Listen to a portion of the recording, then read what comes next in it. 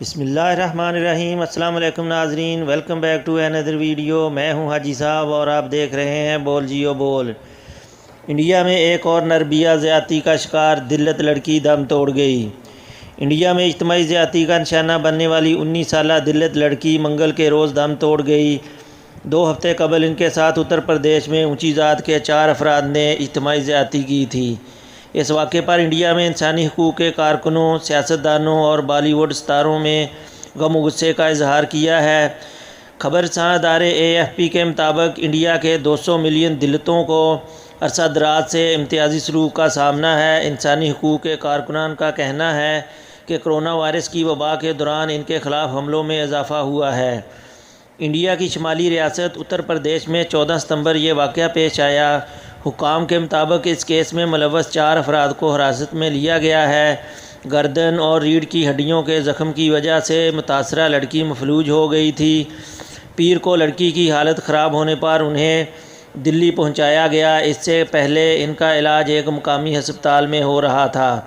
اتر پردیش کے ضلع ہاتھرس کے پولیس سربراہ نے AFP کو بتایا کہ منگل کی صبح علاج کے دوران ہی وہ لڑکی دم توڑ گئی۔ ہم جلد تحقیقات کو یقینی بنائیں گے۔ دلی میں 2012 میں ایک بس میں ایک طالبہ کے ساتھ اجتماعی زیادتی اور قتل کے مجرموں کو پھانسی دینے کے کئی مہینے بعد یہ واقعہ سامنے آیا ہے۔ بالی ووڈ کی معروف شخصیات اور خواتین کے حقوق کے کارکنان نے سوشل میڈیا پر اس واقعے کی مذمت کی ہے۔ Bollywood director producer Farhan Akhtar نے لکھا کہ ایک غمگین دن ہے۔ مزید کتنا عرصہ ایسے چلتے رہنے کی اجازت دی جائے گی؟